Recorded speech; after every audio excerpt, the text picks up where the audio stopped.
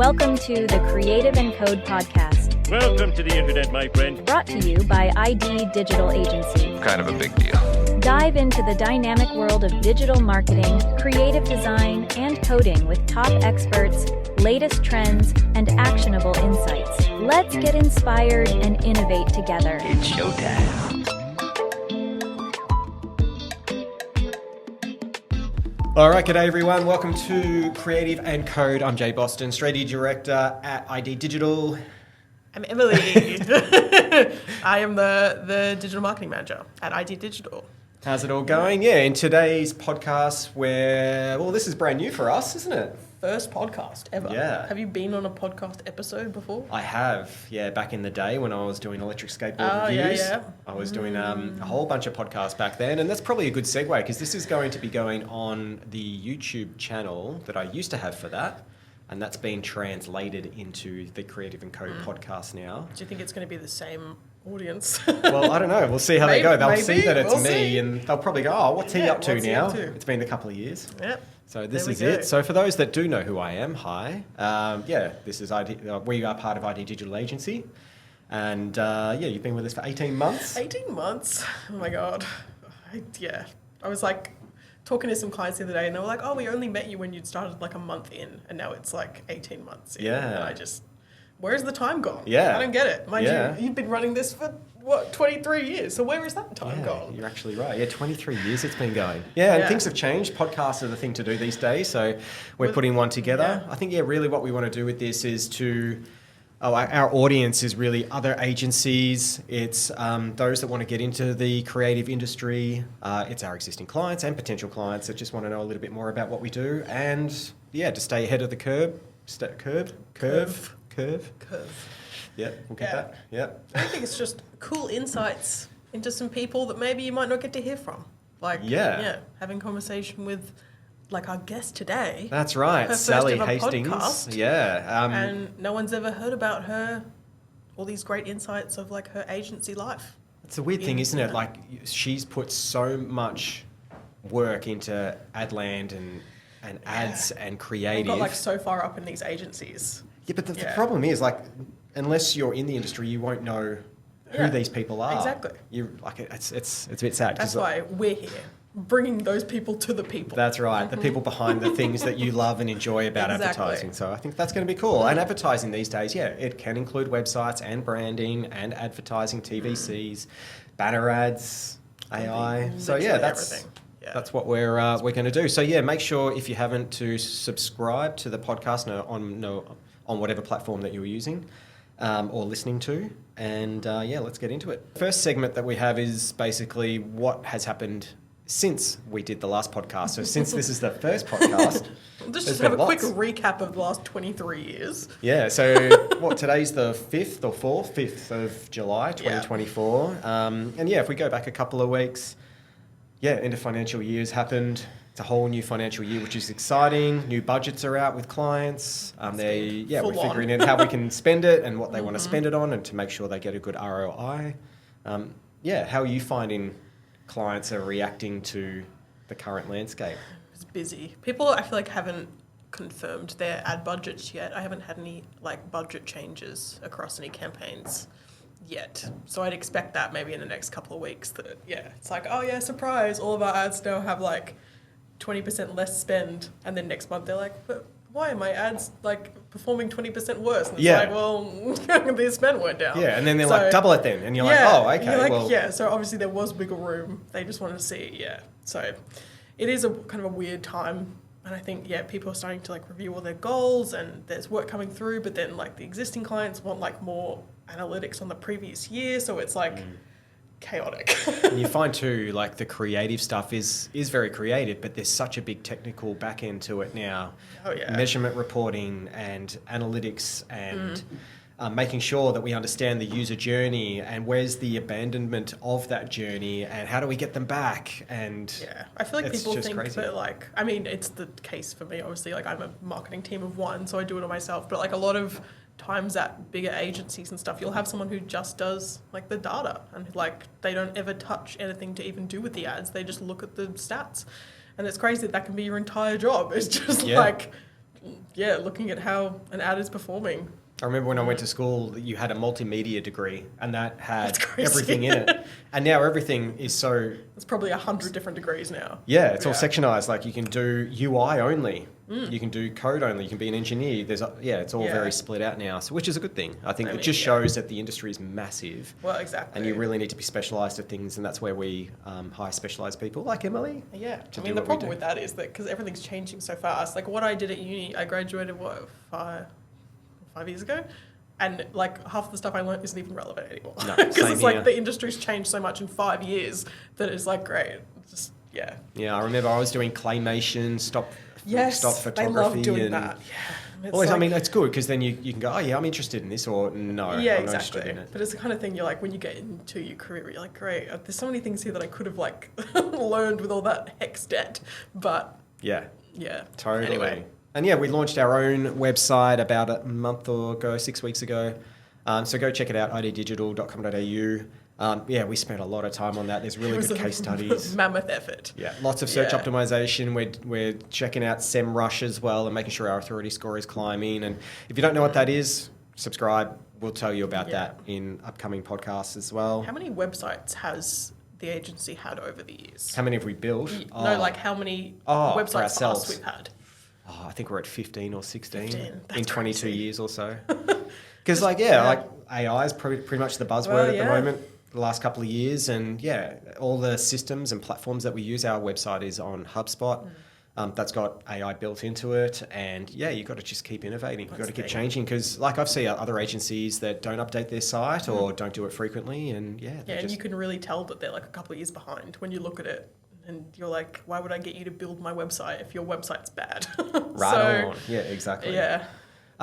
So we've been prepping for this podcast. I hope you like it. We've got some cool segment animations and audio and that kind of thing. So we're just having a bit of fun doing this at the moment. Yeah. So it's good. We're doing some interesting stuff at the moment in terms of the work for our clients with road assessors, event hire companies in Australia, and one in Dubai as well, which is quite cool. Some banking stuff, some apps for fuel discount cards. What are you working on at the moment?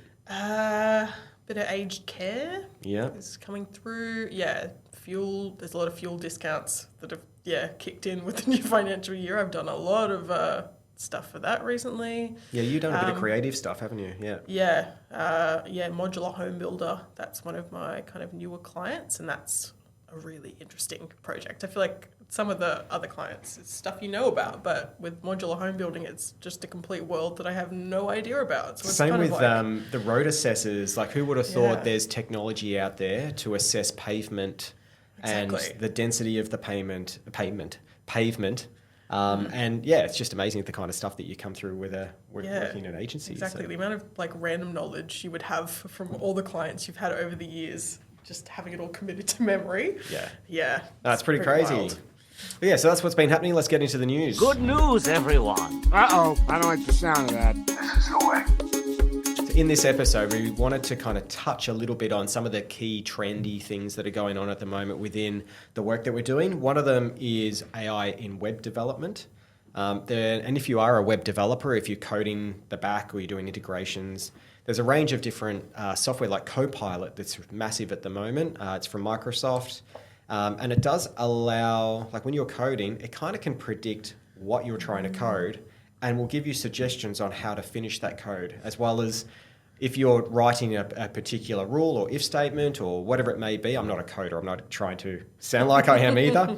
But it has the smarts these days to make your code productivity that much more speedy. Yeah. It's pretty crazy. Like, do all the devs use it now? Yeah, so I think all our devs are now on Copilot. Some have been on it for a couple of years. Some of them are just trying it and getting used to it as well. So when you think about like 6 devs and the amount of time they would all save and when like adds up to over time. It's nuts. Oh, I mean, if you use Gmail or some of the major email clients out there, you start writing an email, you can see in grey, it gives you some ideas of how to, those suggestions to finish it. It's the same thing in code now. Yeah.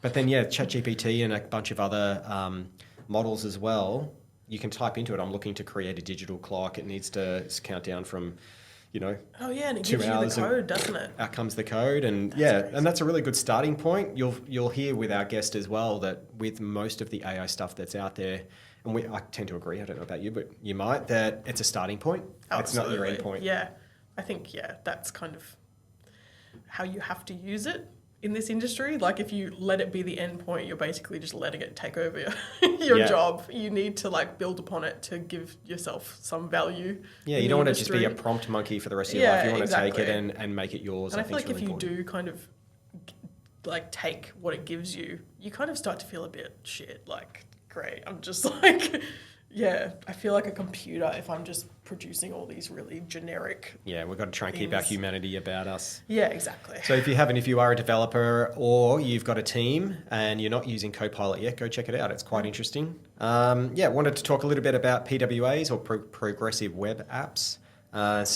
These days you can pretty much have an app that you can install off a website that runs almost identical to an app that you would normally get out of an app store. So you can do push notifications.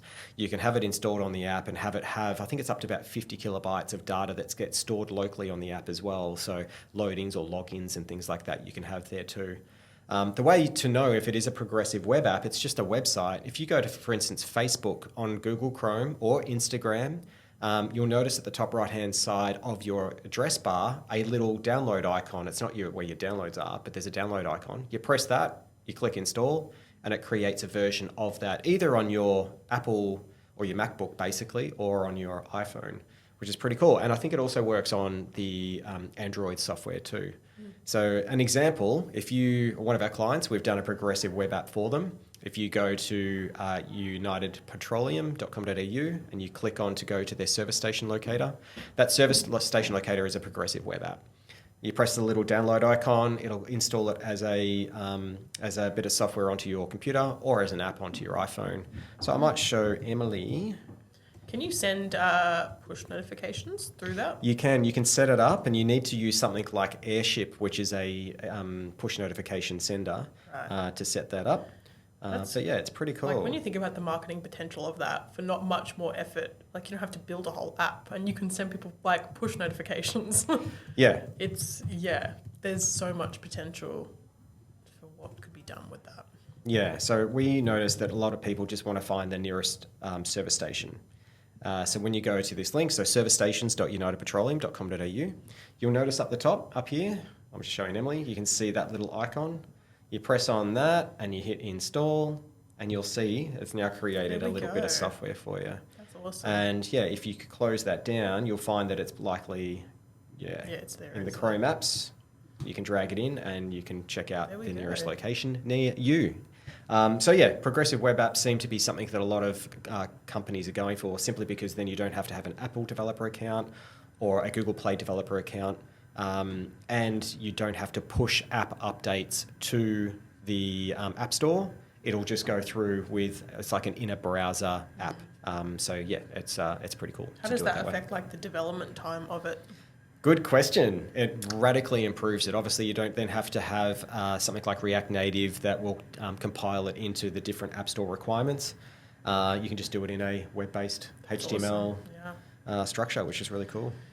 Crazy. Have you had much to do with voice search optimization? We do bits and pieces here and there. I feel like it's a big one with like SEO on search through more than anything. Like I feel like a lot of people aren't really using it on social media just yet. Potentially maybe in the future, but I think it's a big one for, when you've got your little Alexa or Google Home or whatever. People are just asking you questions. You want it to appear in those little drop-down search question bars. And just it's the kind of thing you've always been taught to avoid. Like, I don't want to have like a run-on sentence with like, having this perfect answer that it was there before, but you have to optimize it to how someone would say it. Yeah, so I think Yeah. one cool way to do that is in SEMrush. If you use that, that's search engine result pages have a whole range of different things that you can optimize your site on your website for, optimize the content on your website. And one of them is these knowledge topics that you can do. Yes, that's what they're called. Yeah. I feel like it's almost counterintuitive because it's like, almost against what you would want to have on your website. Yeah, it's but almost then- like you're feeding the engine, you're not feeding the customer's Yeah, requirements. exactly. Yeah. But it's at the end of the day, it's so important, and I think because it's had such a rise on things like Google, I think TikTok will be a big one, and that'll be, it's already kind of starting, but it'll start to get absolutely massive on that, and I think the more and more, like you're right, the Google Home devices and Alexa, and now I know, the iPhone and all that are getting more into voice search. I use it a lot too with ChatGPT, that their sources of information, if your content can be that, and they're asking specific things for us, where's the best website designer, or how do I find the best branding agency? You want your content to be the one that is consumed. It is, it's rapidly changing though. I know Google now with their kind of AI results, like it's kind of taking a little bit away from the organic content in the SEO, but it'd be interesting to see where it goes and kind of, how that'll impact what we put on websites. Totes my goats. All right, let's meet our guest. You have my curiosity. Now you have my attention. Nice to have you here.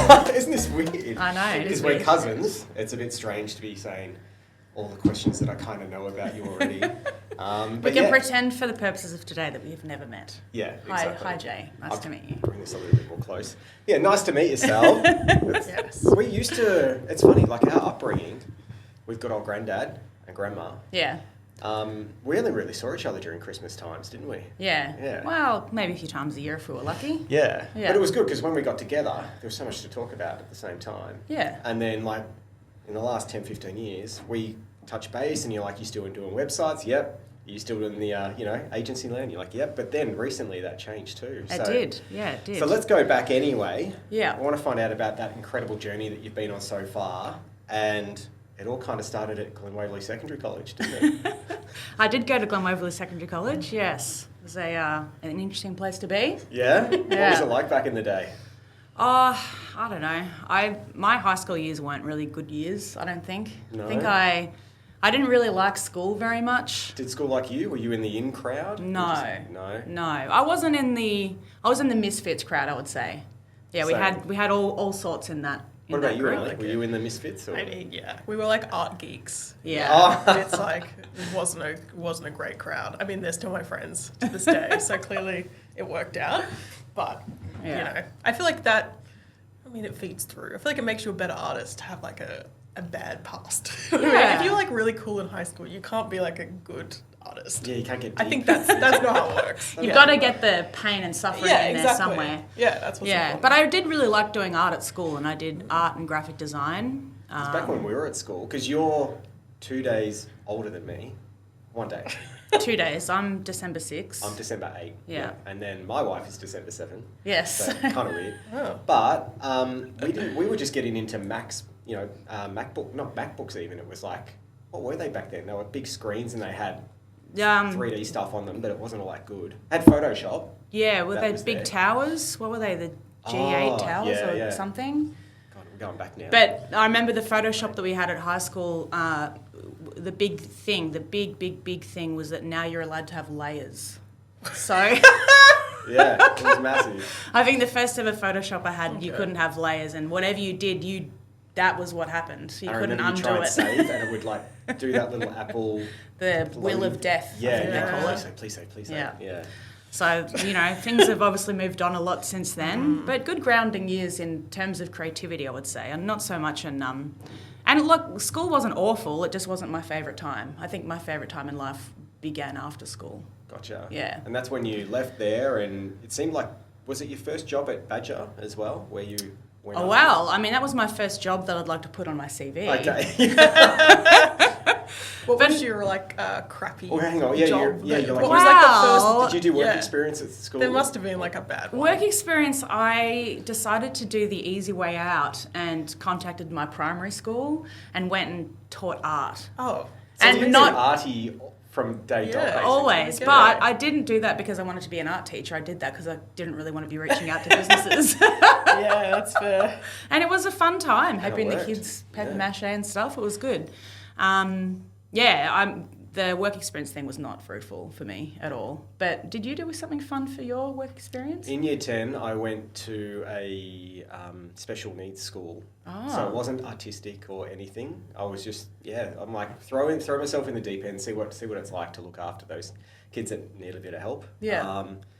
It wasn't anything, to do with my career or anything at all, but it was good fun. Yeah. I saw some interesting things, saw some bad things as well, like some of the way in which teachers and things look after kids, but didn't report anything at the time. No. Are you allowed to do that as a kid? Like they put you in a high school, like a school with other kids like that?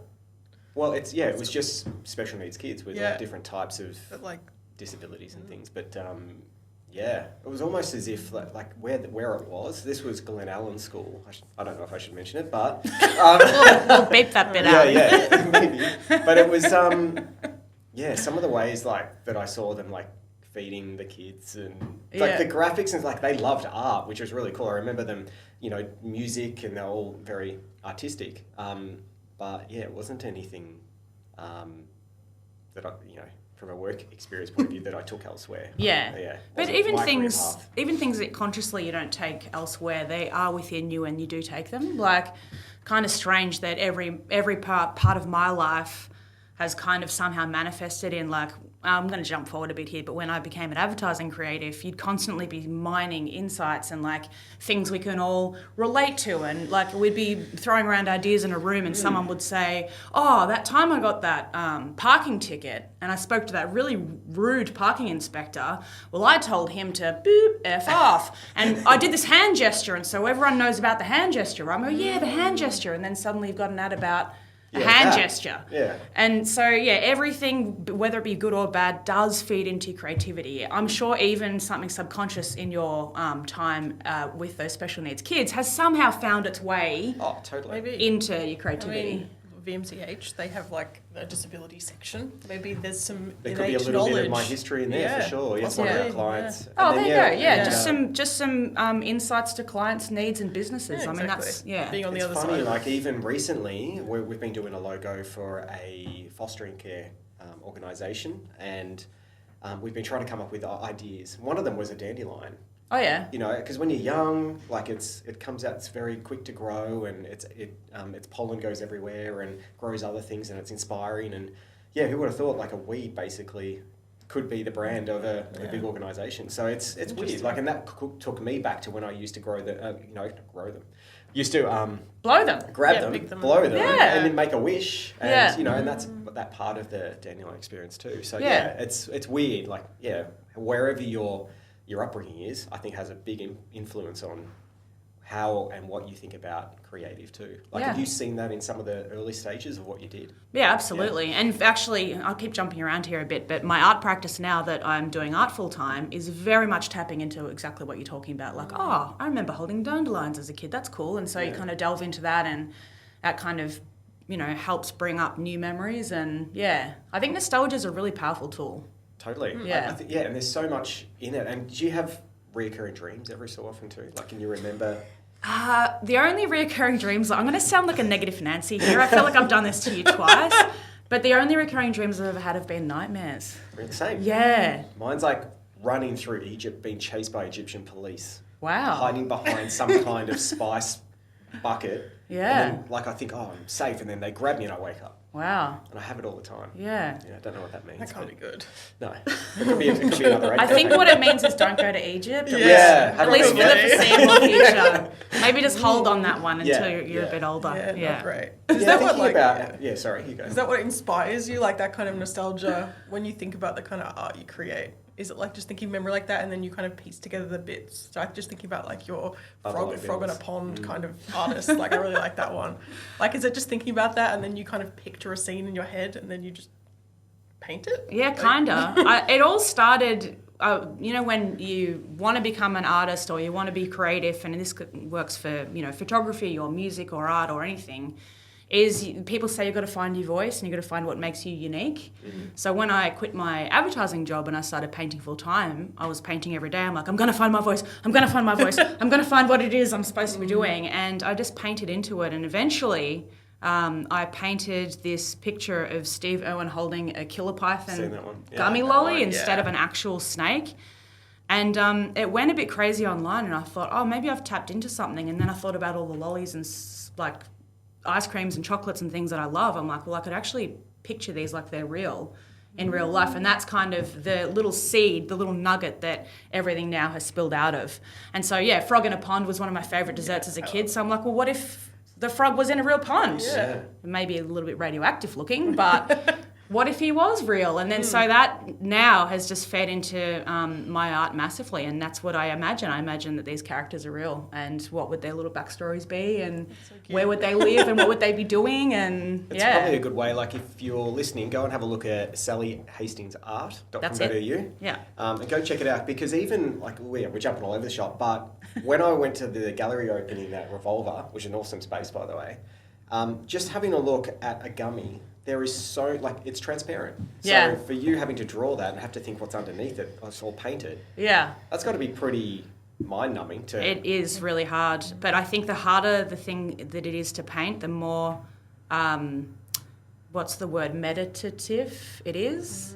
I'm not in the business of painting lace or anything super meticulous, but like trying to get light shining through something, trying to get that effect in paint is really exciting. And every time I manage to do it, I'm like, oh, I did it. 'Cause did you buy some of these gummies and then you like studied like if the I have a wood whole studio full of lollies basically. Yeah, and I study them and I take reference photos of them under certain light and certain angles and You stuff. would have to, yeah. Or like even the Buffalo Bill that Yeah. you use as well. And when you take a photo, you've got that kind of lens glare off his nose as well. So I'm guessing you look at that kind of stuff too. And Yeah, I mean, it's all where your light source is coming from. It's all fun stuff that when I was in advertising, I worked on Photoshop a lot because we would come up with campaigns for people and we would be like, right, your key visual for this campaign is, you know, a happy person sitting in a thing holding a blah.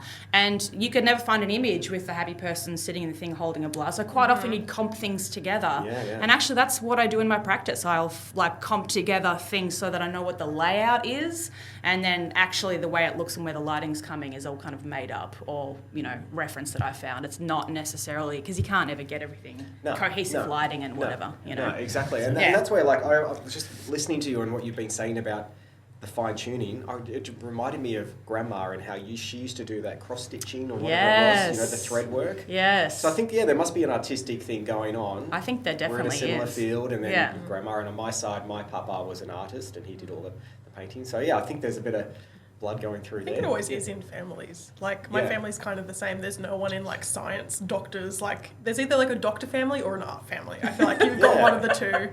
Yeah. My sister's in creative marketing as well. And, like, it's just, I think it's just part of the genes. Yeah, for so. sure. I mean, Really. there's a joke in my family that my dad is a chemical salesman and my mum's an accountant. And they're like, we don't know where you got this from, but I Your think brothers aren't that artistic either, No, are they? not at all. Okay. Although one of my brothers is very good with mechanics. And so I would say that he's incredibly creative, but just in a very mechanical, engineering kind of way. But yeah, I think it's Grandma. Grandma's the thread. The literal thread, because she liked to thread. She was an amazing with needlework. I'll give you that. She wasn't she? Yeah. Every Christmas we'd get, we had Barbies and we'd get a new dress for the Barbie that she'd made, like handmade beautiful gowns. Like, do you think Beyonce's got good gowns? She's got nothing on Grandma's gowns. She made all the blinds in her houses, all the curtains. Yeah. That? Like, so, it's just classic. It's pretty cool. Yeah, nice. Nice. So let's go back a little bit. So you're at Badger for a while, and then you went and had a big stint overseas at Hasbro. Yes. What happened there? So I had a few overseas stints. The first overseas stint I had was when I went to London in early 2000s. So I, at that time, was working at Badger and I was working on the Officeworks business. Yep. So pretty retail focused. And as a creative, that can be quite challenging because it's not like you're doing a big Super Bowl ad. You're doing a back to school catalogue, or you're trying to work out how to sell tax time things. Printers $49 kind of stuff. So trying to find the creative juices to go back again and again is quite tough. And a lot of clients' businesses are like that. They're hardworking businesses. They need return. Especially if they've got such a strict style guide or like creative visual interpretation, like it can be really challenging. Yeah. You're just like, can we break this a little bit? Can we try some extra things? And they're like, no. So I was constantly coming up with, we should break it this way, we should break it that way. Yeah, and I was getting little slaps on the wrist, but a lot of the time they were very happy to have that kind of input, which is great, very open-minded. great, yeah. But after a while, I kind of felt a bit stunted. So I thought, you know what I'll do? Instead of getting another job, I'll just move to another country. So you had no commitment for a job, you just went to the UK? Really? Yeah, Wow. so I went to the UK and funnily enough, I was trying to find work in similar field in advertising, but within the retail space. And I just couldn't get anything. But, I was looking for a little while, not that long. And something came up instead where it was an in-house creative role for Hasbro in the UK. And they did global creative design, and especially for all their games, toys, and all that there's stuff. a range of like sub-brands in there. Yeah, so I did a SpongeBob Monopoly. Really I awesome. did That's a awesome. Game of Life. It was one of the first ones that had a credit card as part of it. I did a Spider-Man Operation. Operation where you Yes, get the yep. tennis elbow and whatever. We had a buzzes at Spider-Man you. version of that, and a bunch of other games. And it was the best job. It was so So fun. did you come up with the concept, execution, and then someone would make it? No. So it's the world of games and toys is an interesting one. Basically, there's engineers, like games engineers, who basically, and there's games designers. They work together to like come up with what the idea of the game is. Like, we're going to do a Monopoly game, and it's going to be roll the dice 4 times and blah blah blah. There's a copywriter team who will write the rules. The engineers will work out what the individual pieces are that move across the board, and my team would be designing the packs, designing all the cards, making it look the way that it is, getting illustrators on board, That's crazy, photographing yeah. kids playing the game on the back of the pack, Packaging, yeah. Yeah, Wow. so, and it was great because throughout the process of every game, you actually went to game plays. So on a Wednesday, you, me, 5 of us in a room, we'd play the game at whatever stage it was, we'd keep notes and we'd all go off and work on our individual parts and come back and back and back, and you'd do that multiple times, and then you the give it game... to the target audience and you'd see how they... Yeah, they'd have play days, and they'd bring in the local kids from the school, and they'd observe them and see how well they did. And Wow. I really loved my time in games and toys. I think So it that wasn't was like Big? Remember the movie Big with Tom Hanks? when he designs that giant skyscraper. Yeah. No, Like, when he actually, gets it paid was to play someone with toys. else did that, and he said, "Why would anyone want to play with a giant skyscraper?" Yeah. Like a really cool thing. I feel like when you're designing a lot of packaging, people don't keep packaging, but like board games, people keep the boxes forever. decades. So that's like such a cool thing. Like it's a piece of art almost that you're actually like You can putting go back and together. see what kind of like fashion was in at the time. And, there's mum in her like it's so dress cool. cooking at the background. You're Yeah. like, what? Like, it's just different. That's awesome. It was an Back in the awesome job. So I did that for a year and a half, almost 2 years. And then at that stage at the UK, Australians could go over there for their working holiday visa for only 2 years, I think. I think now it might be 3, but back then it was 2. So I had to kind of pack up, and I got a lot of came back marriage for your- offers. You came back for your 21st birthday. Yeah. Is that when you did the Where's Sally invitation? Or was that your 18th? Don't recall, but I did used to like doing cool invitations. Yeah, because I saw you did some stuff for Monopoly. And I don't know if you did anything for Where's Wally, but you had your birthday invitation that was Where's Sally. Do you remember? Thank you for reminding me. Memory unlocked. I can remember some stupid weird things. You had yours at the Mount View Hotel. The Start Park. Yes, I did have it at the Mount View Hotel. Mount that View was my underneath. 21st. Yeah. It's always I like how you have this like committed to memory. Like Yeah. you're ready to go. family are involved. We've got to remember these things. Makes sense. Yeah. So that was Oh, my that's so first stint funny. overseas. And then after that, I came back, and funnily enough, getting back into the Australian market, I was thinking, maybe I could do toys and games. There's a few toy companies here, but nothing as big. And I never really found an opening at the time, so I ended up getting back into advertising, At Ogilvy, yeah. back into retail. So that was Maya and BMW and Mini and all those things, was it? Yeah, so I did BMW, Mini. I did time on Maya, Hair House, Warehouse. Yeah. Officeworks again. Oh, you went back? So they were yeah. at Badger, then they moved to Ogilvy, and somehow you reconnected? In the time that I'd been overseas, Badger had merged with Ogilvy. Gotcha. And so I went back to a different team, but the same kind of people. But at that time, it was a different company. So there's a lot of new faces, which was good. Yeah, sweet. Yeah. And that was on St Kilda Road, I think, on that corner, wasn't it, Ogilvy? Yes. Yeah. We Yeah. had a few in there. Yeah. Sweet. And then, next stint was off to the States. after Yeah, that. so I was lucky enough there's a real distinct lack of female representatives in higher roles in advertising. So anything from creative director up really tends to be quite male heavy. And so as part of that, Cannes Lions, which is one of the big advertising awards over in France, I think they're actually a British award though. But anyway, they have a thing called See It, Be It. Okay. It's basically trying to get women who are close to becoming creative directors, get them exposure to cool ideas, amazing people up the top, all that sort That's of cool. stuff for an awesome. intensive week. So I got nominated to go on that, and that opened up a lot of doors. So after I went on that week and met some amazing friends we are still in contact today, and we're almost like our own little cheerleading club, which is amazing. Through that, I was able to get some international interest. And so from then we moved to San Francisco, me and my partner, my copywriter partner. Copywriter. What? I thought you said copyrighted. I was like, you've got like a Copywriter partner. Sally Hastings. Yeah. So yeah, while I was having my advertising career, it was basically me, Sally Hastings, art director, and Scott, my creative partner, who was a copywriter. So and we'd work in teams.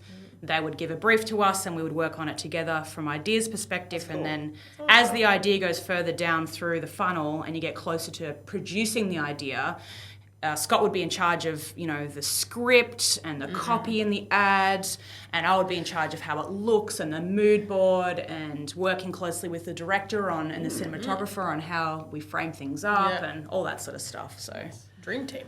yeah, we that's were a crazy. very good team together. We worked together for a little over 10 years, which was a nice That's a big friendship stage. to have. crazy.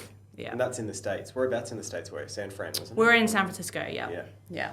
And Jono came and visited you? He too? did. Yeah? Yeah. So where I was living, our cousin is a beautifully out gay man, and we just love him. And where we were living in San Francisco was right next to the Castro, which is the epicenter of camp. Yeah. So we had a lovely coffee out there, and I think In they his had element. some. Okay. Yeah, I think they had some nice times when they were there. So that was really good. Oh, awesome. Yeah. And I was just wondering, so you've been a senior art director, an associate creative director. Yeah. What are the differences between these types of roles? Is it just the role that is given to you by that agency, or is it there's obviously defined? I would say that there's pretty defined duties within those roles. You start out as an art director, like that's the lowest of the low as a visual creative. And art director sounds so amazing. does. You go, It does. wow, you're an art director. Yeah, It's like coming yeah. out saying I'm a CEO, but it's actually the lowest of the low. crazy. So no, a junior role, you could be called a junior art director, but you can just come in as an art director. So I was an art director for many years, and then a senior art director for even longer than that. And then after senior art director, associate creative director is the next rung up, basically. What it basically means is you're a trainee creative director. So the creative director will be, usually the one who has the final say, who will be client facing, An associate creative director absolutely is that, but just a rung below creative director. But as an ACD, you would be managing a team. So I would have gotcha. creatives under me that we would work with together on to help shape their work, and they would show me stuff before we show it to the creative director. So it's just a junior boss. And then what's the one above that then? So you would go from associate creative director to a creative director, and then there's loads of rungs above that too. Like in big agencies, like some of the US agencies that we were working with and for have huge headcount. They would be creative director, group creative director, executive creative director, and then above that, chief creative officer. And after that, you're in the C-suite. So Holy moly. yeah.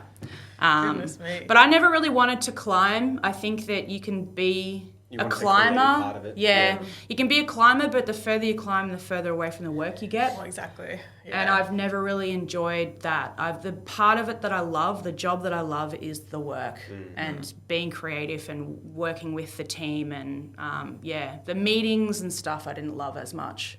I noticed, like, with some of the agencies too, a lot of the managers or middle management, they love to have their own little spaces, whereas, like, with me, I like to be as part, like, in and around all that creativeness as well. You can hear things and give ideas, and I don't know, like, that's the way we're set up here, is everyone's pretty much on the same level, and you hear what's going on. Yeah. And you're like, I've got an idea for that, or I've got a suggestion or whatever. It just works. It works Yeah. really well. Yeah. Yeah. I think that's really good. I think one thing that I learnt when COVID struck was that I was so scared. When it struck, I was scared about numerous things. I'm going to lose my job, all that sort of stuff. But the one thing I was scared about was, like, people are going to realise I'm really shit.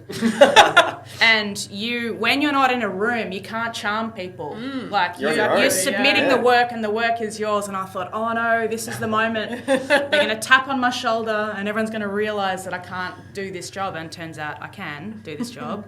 That would have been self-satisfying too, just to go, I don't have to, like, I'm not useless after all. No, but I was worried about being on my own and working on my own. But what I learned through COVID was I actually can do stuff on my own. It's always good to bounce. Really great to bounce stuff off people, but I am confident that I can do stuff on my own. And that was a good gift from COVID. I know there weren't many, but that was a gift of, like, maybe I can work solo, but I also can obviously work in a team too. So were you back before COVID? Were you back from No, it struck while we were over there. Right. So, we all went full remote, I think March 13 or something. And then I never really stepped foot in the office again. Wow. Yeah. You didn't have the Dan Andrews effect then from here. We were the most locked down place in the world, I think. But then, was it that bad over there during that time? In California, it's kind of a different beast. So they are pretty compliant with stuff like lockdowns, whereas, in the Midwest and the flyover states were like, if you wear a mask, you're the devil kind of thing. But yeah, I mean, we flew back in the end of 2020, so we spent most of the year there, and I think we landed back in Melbourne in December of 2020. And you got married over there? We got married before we went over there, so 2015. That was a pretty amazing, unique experience, though, wasn't it? Yeah, we got married at Burning Man. I don't know if anyone knows Burning Man, but everyone does. Like, it's Joshua Tree and all that's near there, isn't it? Kinda. On the way. Yeah, maybe? sort of. Yeah. I don't know. I haven't been. So I'm just guessing. But Burning Man is set in this amazing place. It's this desert, salt flat desert. Festival thing. Yeah. And it was pretty incredible. Originally I was going to wear this dress and blah blah blah. And while we were traveling, I found this vintage Star Wars Empire Strikes Back bedsheet.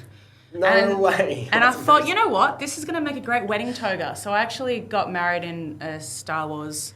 Vintage Star Wars. Was it one of the particular characters, or was it just? Yeah, it's got them all. It's like a light blue color, and it's got you've got R2D2 and C3PO on there, and you've got like a Darth Vader, and it's a great bed sheet. So you wrapped it around you? Yeah, like a toga. If you've ever seen like a Roman toga look, it was like that, except imagine I feel like it would vintage Star Wars bed sheet. Fit in with like the Burning Man vibe, like the toga.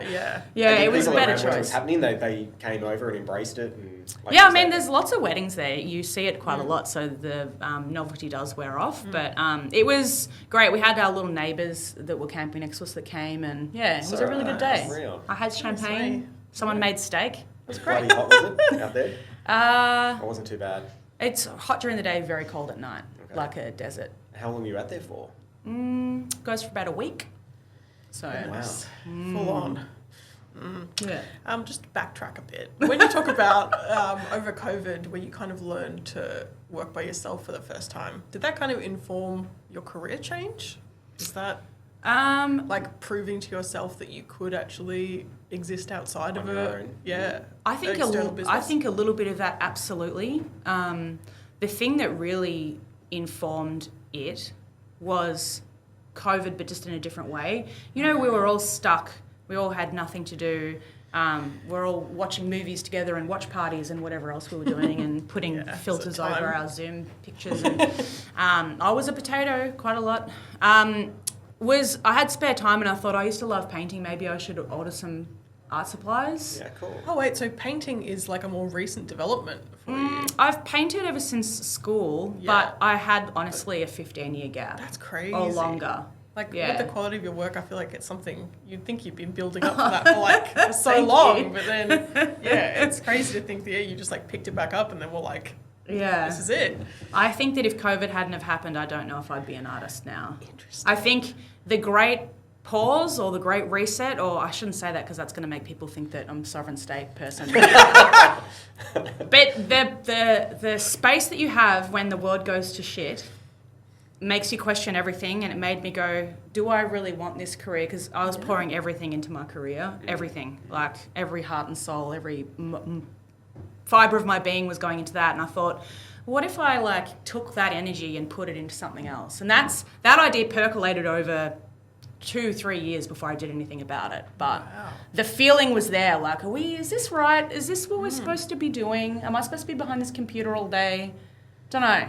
I was the same. Like when COVID hit, I was the only one that was going to work. We had an exemption because one of our clients was, what was it? What it used to be called, where you had the ability to go into work. There was some kind of Yeah. Like essential work, something. yeah, essential something. But anyway, so I'd go into work. No one was there. It's completely quiet. Everyone else is working at home.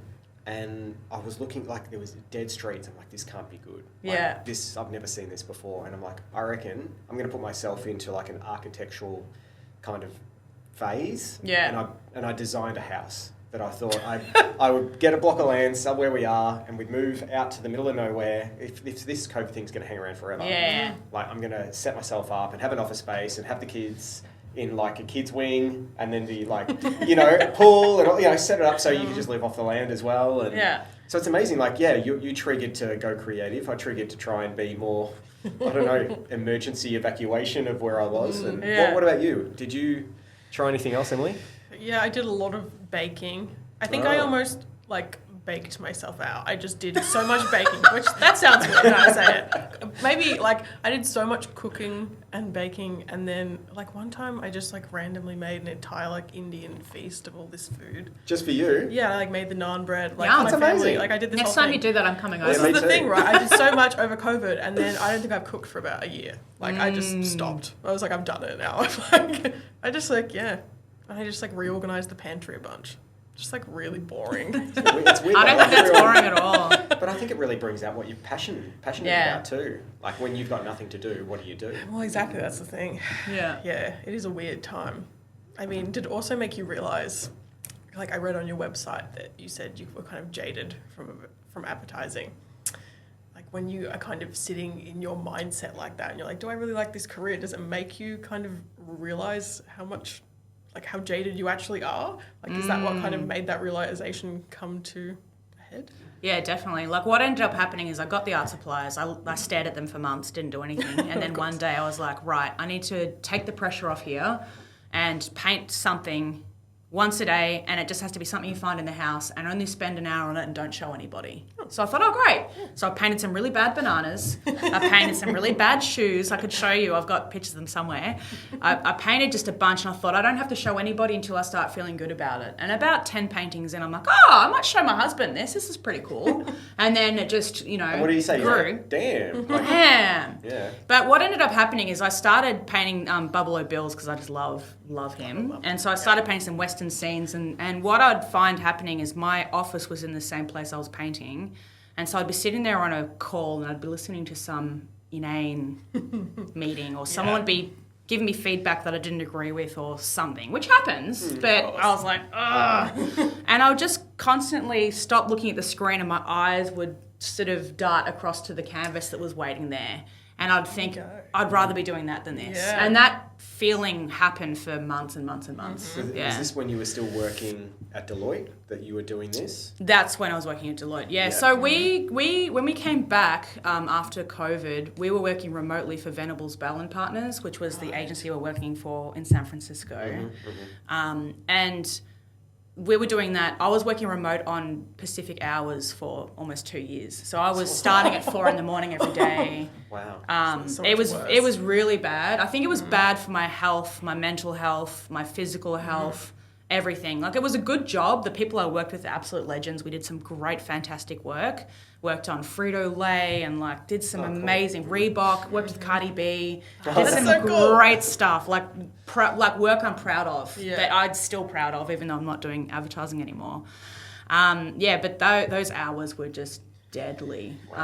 And so, I yeah. guess you would finish, midday or something then? 2 Yeah, o'clock? sometimes, but then if we're on a pitch, I'm working till 6 or 7 p.m. Right. anyway. Yeah, 'cause you're just so used to working those hours, and everyone else is. Yeah. Oh my gosh. So they would love it. They would brief me on something at the end of their day, and it would be all done by the time they got up in the morning, because I'd just be there like a crazy person. But what I found was that once that had kind of calmed down, after 2 years of doing that, I thought, you know what, for my own health, I need to get out of this. Was there like a moment where you remember, just like you just went, nah?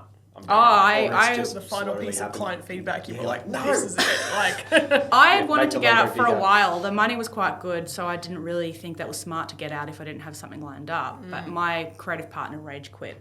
He, in the middle of a meeting, rage quit, and I thought, ooh, not do I do it great. too? But then I think he sort of hung up the phone. Or like an Ari Gold moment. Yeah. Right? Yeah. Lloyd. Yeah, and you were Lloyd, and you're like, no, I'll stay Well, on we Lloyd." were on a group call with people at work, and he kind of hung up, and then everyone said, wait, did Scott just quit? And I'm like, I think so. oh my gosh. And then I You thought... should have gone, because Ben creative, he's got out of here. And then I thought, I No, think it's I bad. should too. And then I just thought about it. I had to wait for my husband to wake up, because this all happened like 8 in the morning. Yeah. And I just asked him if it was okay, and he was like, yeah. So I wrote my email saying thank you. Wow. But, yeah. So you double dose for that. Yeah, I mean, that we're partners in crime, you know, where he goes, I go. So after that, we actually got a job with Deloitte in Melbourne. A couple months later, we started in January of last year. And that was great, really good team, really smart work. It's just, it could have been the best job in the world, and I wouldn't have been interested. Like, Your head was in a different space. I think when I signed on to the job, I was so hopeful that it would be different and I would feel different, I'd feel energized. And I kind of was for a bit, but after a while, I was crying before work. Like, that's how much the mental impact of it was just... Yeah, and the job was great. I kept telling them, because like I had to ring my boss it's at not the you, it's time. me. Yeah, I actually said those words, and I'm like, "This is so not you. This is a great job. I love you guys, but I have to do this art thing." Yeah, my mind's somewhere else. Yeah. That's crazy. And so then I did, and so I've been doing the art thing for a year this week. Well, there you go. Yeah. Goodness, Nice. anniversary. Yeah. And then that also means the salary stops and all that stuff. Look, the Sully salary. The only thing I miss about advertising is the paycheck. It's a big one. I mean, absolutely. Is it? Absolutely. I eh? mean, I know. I just feel like going from like those massive agencies, like you say, there's so many, like, the kind of clients you get, of course the money's going to be crazy. Yeah. To go from that to like owning your own business, what was that shift like? I basically went from drinking $30 bottles of wine to drinking $11 bottles of wine. So if that's So no more pepper jack for you. no more pepper jack, although it was on sale at Costco the other day for $13.50, Not bad. which is a good price. Well, Head to nice. Costco, everyone. Not sponsored. Basically I just thought I've just got to tighten the belt. So I had a lot of savings. They reckon that you should never quit your job and do an ad career unless you've got like 6 months or a year's worth an of emergency savings. fund, So I thought, well, I can do it now. I don't have to sell a painting for 6 months or even a year, and I'll be okay. So we're a year in, and I have sold paintings. So, So you're already ahead of Self-support. what you we're ahead expected. of where I thought I would be, which is like amazing. Nice. But yeah, building a business, especially around art, is a tricky one because, you know, the artisticness and voice in you, it has to be compatible with like selling paintings. Yeah. Not that I'm like this big salesy person. I don't think I approach it that way at all. But, you know, you do have to sell. But it's good. I seem to have found a good mix of I'm painting stuff I love, and I don't feel like I'm compromising at all, and I'm managing to sell. I'd be always nervous too, like, you know, you're painting all these Buffalo Bills and in carriages and all that kind of stuff, and I would be thinking, are people actually going to want to spend money on my art? And is it going to suit someone's house and all that kind of stuff? Whereas, and I would be thinking that, but the way that I saw you and how you were doing what you were doing at that expo was, hey, if someone wants it on their wall, they're going to buy it. Yeah. And everyone's got different walls at home. Some are brown, some are green, and it mixes in. So Yeah. That's true. Yeah. How do you like define your success? Like just thinking in terms of the rung of being like, I'm a creative director, I'm this, I'm that, and this, and then to go from that to be like, an artist? Like, how do you figure out what level you're at? Like, or is it just... I reckon I'm right at the bottom of the barrel. I am below the bottom of the barrel, but I actually quite like that. I've got a little bit of, and I think Jay's the same, there's something in me that just wants to strive and try. Absolutely, and I think that crack. being at the bottom of something is really good. That's a great opportunity. And no one's got an That's so expectation. No one. No. Yeah. You can do whatever you want. Yep. And, because sometimes with artists, especially like Bromley, for instance, he's now pigeonholed into a particular style. And people like that. Whereas you could go, I've done Buffalo Bills and I've done Steve Irwin. Why don't I go and, I don't know, something else completely out of your mind and you could go on a whole different trajectory. Yeah, and the good thing is I can do that anyway, even if people have pigeonholed me. Because the good thing about, and what I love about being an artist as opposed to being an advertising creative is like, the clients were always the ones that had the final say, rightly so, it's their money, right? Yeah. Whereas now I have the say. Yeah. And if I want to paint it, I'll paint it. And if I don't want to paint it, I won't paint it. And I think that autonomy is great. And would you be up for a commission-based? I do commissions, yeah. Yeah. And so far they've gone really well, and I've only been painting stuff I want to paint. So, but the clients are back, aren't they? Yeah. Someone's telling you what to do. Yeah, but the reason why they hire an artist, and actually this is a good lesson for agency client relationships too. The reason why you hire an artist or you hire an ad agency or you hire a particularly creative is because you like the work that they do and you trust them. Yeah. And if you don't like the work that they do and you don't trust them, then you shouldn't be hiring them. Yeah, so I came across a few clients in my time that didn't really want to push good work through and kind of it was easier to just not do anything. And I get it. Everyone's trying to protect their butts. It's interesting you say that because, we get a lot of referral, and before they even check out the work that we've done on our website or our showcase or whatever, they've gone, we heard about you, this is what we want. Great. And then you start doing it for them, cool, and it's within your style or within the way that you do things, and they're like, no, this isn't what we want. And you're like, what are we going to do here? And you end up kind of bending and all that for them and get there eventually, but there's a particular, I guess every agency has got their own way of doing like a things. House style, I guess you could say. Yeah. And I guess it's hard. Again, it's hard to show. Hey, we can do this when you've done only this. As well. Like getting into more the ChatGPT and all that. Yeah. Artificial design. Have you done any of that stuff lately? Or? You know what? Like AI is an existential crisis, I think, in a lot of ways. But it can be a handy tool if you need someone to write your, referral letter or whatever. So or a parking fine, get out of that. Precisely. So I have actually used AI in my practice. Not a lot, but like there's an example that I have where I'm trying to find a reference image for something and it just doesn't exist. So I wanted to show Buffalo Bill playing cards with a few people around a table, and I wanted a really dark room and a really moody table, and I was reference image searching and I was like taking my own reference photos and nothing was quite right. And I thought, you know what? I jumped on Midjourney and I typed in gangsters playing poker and it came up, and dark room, whatever, and it came up and all I used in it was the table and where the light's coming from and literally the light fitting of the room. It's not the end result, it's the inspiration. No. Yeah. And I didn't use anything else, but I used that as a base, and then I'll show you the AI image and I'll show you the painting that came out of it, and you go, they're completely different. But so I think that AI, when used in the right way, can be a good tool. Where it's leading and what it means for us, business, creativity, everything else going forward, I don't know. But it helped with that one painting. So thanks, AI. Even Apple AI they've called it. And then you've got Sora. If you've seen all that, you can do videos based on prompts. It's coming out soon. And, there has been a bit of a backlash I've seen though. Like online, I think now everyone was like, oh my God, this is so cool. I can create these amazing images. And I think now there's a bit of a backlash where people are really favouring handmade, people are favouring crafting, people are favouring that connection that you can't get from an AI something. And so the videos. I think a lot of social media apps and stuff, they're starting to go backwards because people just want that interaction. They want to go places and do things with people, not just being told what to do on a social platform. So But AI is interesting. I think there's some clients that really want to favour it because they love the idea of the automation. They want to be able to pump out a lot of content. And I go, that's great, and I'm sure it works for some folks. But to me, it's like people can smell a bot and they can smell a fake and a bot or a bot. A bot, and they can smell inauthenticity like nothing else. And I think that authentic connection and human-made crafty things will hopefully be always 100%. on. It has its purpose, but it shouldn't be for every purpose. Yeah.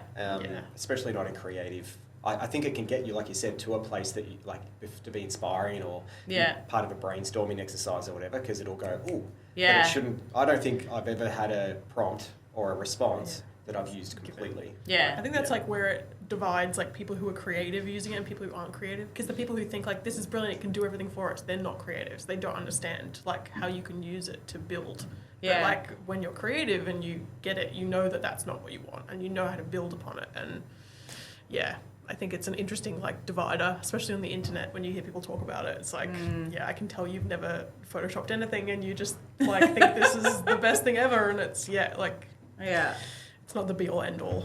No. Even all the prompts that you can do in Photoshop now, have you done a lot of that? Where A little you bit. highlight it and you like put some flowers in this section or something, and it gives you 3 options. They're usually bad. pretty bad. Yeah. I use it for stuff like extending a sky. Yeah, like those if I ones are have good. an image of Basic. something and I want it to be a square painting and I need to fill in the bit. Or remove a nail. Or... Yeah, but I ignore all that when I'm painting anyway. Like it's literally for the outline of where stuff sits, and then the rest of it is, So yeah, I use it a little bit. Yeah, I'm not one of those artists that's 100% against it, but I think what's a bit tricky at the moment is the whole Instagram meta thing where they're scraping artists' work that have uploaded work, and I think that's a bit rich because it's like artists have helped build that platform. Instagram wouldn't be Instagram if it wasn't for artists and creators, and then I feel like they're kind of. It's weird all the new pricing plans that they've done. It's not just paying for ads. You can pay to be promoted heavily in the Instagram platform. And even YouTube are doing that now. Yeah. You pretty much are buying subscribers. Yeah. That's the problem. When you get to this point where like we have 2 or 3 main social media platforms, they can just kind of do whatever they want. Like, you know what it reminds me of? To do. It reminds me of the duopoly or whatever we had in the 80s or 70s of Australian television. There was like Channel 9, Channel 10. Oh, mate, Channel 9 and Channel 7. Yeah. It's that, and it's like pay to play. It was always pay to play, and now I guess maybe are we going back in time? Yeah, all the football rights. You have to pay to watch it, and it's not good. Yeah, it's crazy. Yeah. Do you think you'd ever explore like thinking those sort of digital mediums? Like, are you just going to stick with painting, or are you kind of going to evolve into different mediums? Good question. Yeah, I like that bit of touching up in the old Photoshop. So I actually started the Instagram page that I have right now. I've renamed it to Sally Hastings Art, but it used to be Sweary Sally, and it was basically me drawing things using Procreate on the iPad. So I started out in digital as like a digital illustrator, I think you'd call it. But I've moved obviously to sort of handmade actual acrylic paintings. But what I have found in my last exhibition is, as part of the exhibition, I had a giant paste-up wall. It's like 4 by 4 meters, big Buffalo Bill, and I built this 3D nose that hung off the wall. And so when you're kind of walking up and around the poster, his big nose is sticking out. It was like a 60 centimeter diameter. Anyway, I had such fun thinking about 3D spatial stuff that I thought, so it's kind of ticked over a thing for me. So my next collection I'm going to start working on very soon, and it's going to be all gummy lollies. Nice. And I've decided I'm going to delve into a little bit more. I've done a few Jurassic Park paintings, but I'm going to delve pretty deep in that, and some Indiana Jones and some other things. And as part of that, I'm going to do, when you go into a museum and you see a dinosaur skeleton hanging from the ceiling, I'm going to do exactly one of those, except it's going to be made of sour gummy. So gummy with the sugary finish. It's going to be a big T-Rex skeleton made of gummy. It's amazing. You have some of the bones that just fall on the floor, and maybe a dog's peeing on it, or.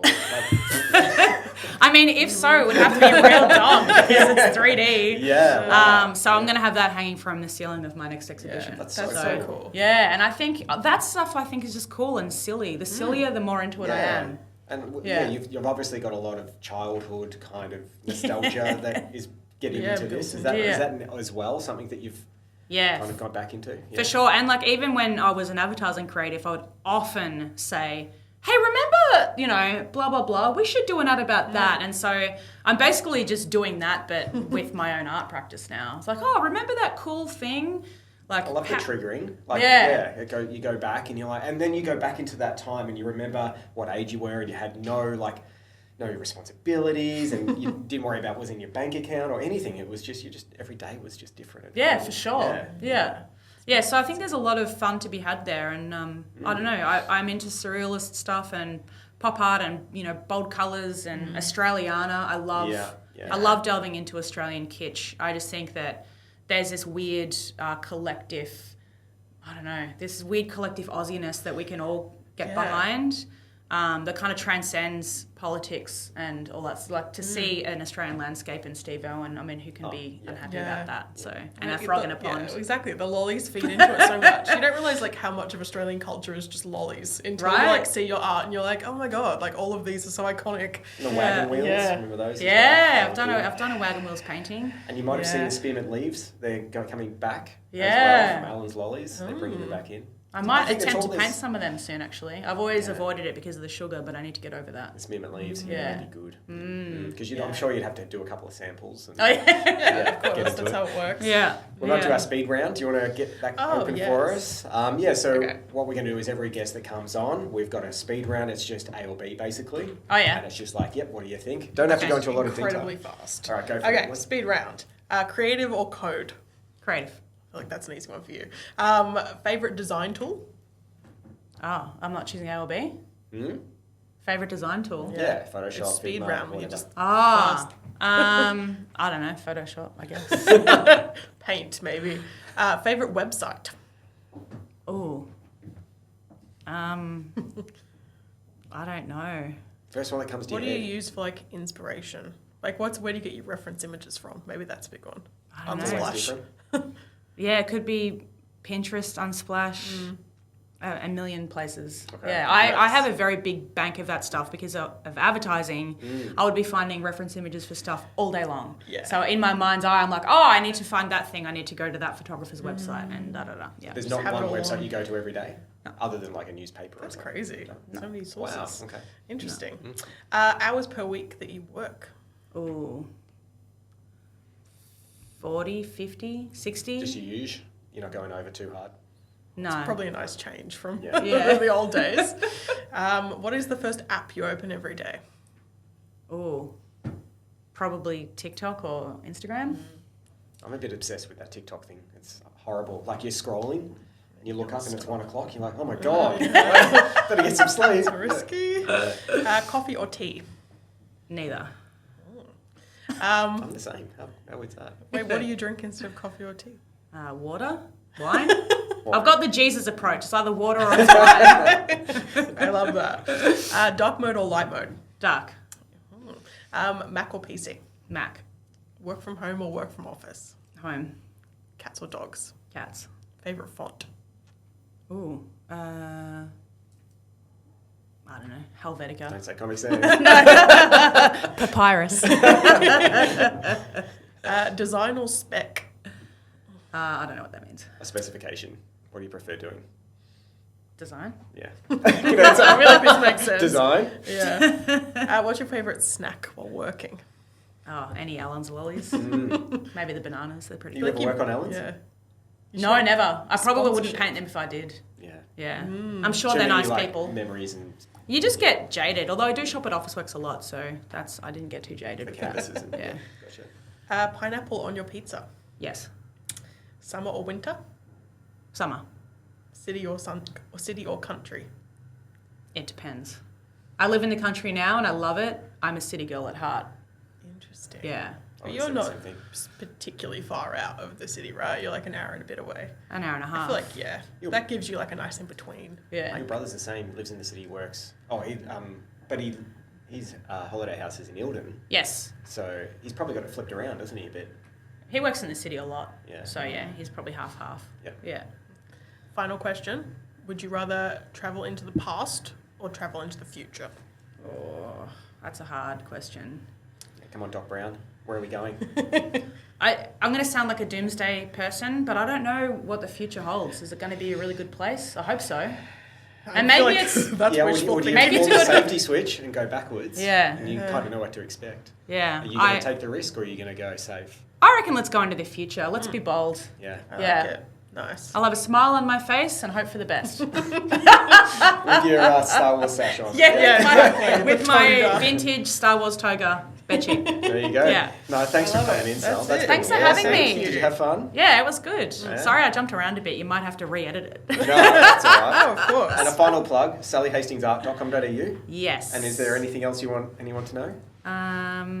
Just that if you've been thinking about doing a thing and you've got all the reasons why you shouldn't do that thing in your mind, you should probably do that thing. And obviously calculated guess and make sure that you don't throw out the baby with the bathwater. But yeah, if you're passionate about something or you think that there's an opening in the market for a thing or you want to get out of whatever you're doing, you should do it. Life's short. Totally. I saw a quote upstairs. You miss 100% of the shot. 100%. I'll say it again. You miss 100% of the shots that you don't take. Correct. Yeah. Yeah, and you know, who knows how this art thing will go. If it continues going the way that it is, hopefully I'll build a thing and it'll be great. You'll be a nana painting, you know. This is a job that's sustainable. I could do this forever. Well, exactly. That's the thing. As long as I can move my nose and blink. Yeah, and someone's making paints. We're good. Yeah. I could make art, so yeah. Oh, But yeah, nice. thanks for having me. It's been a blast. It's been a blast Thank meeting you. Yeah. Yeah. Our first podcast.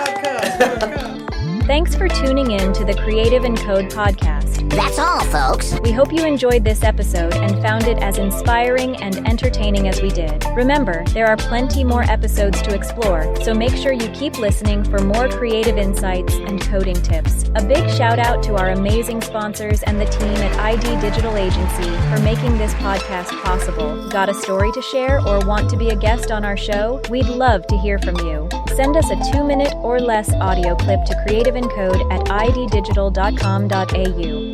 Suggestions, ideas, or just want to say hi, we're all ears. Thanks again for listening. Until next time, stay creative and keep coding.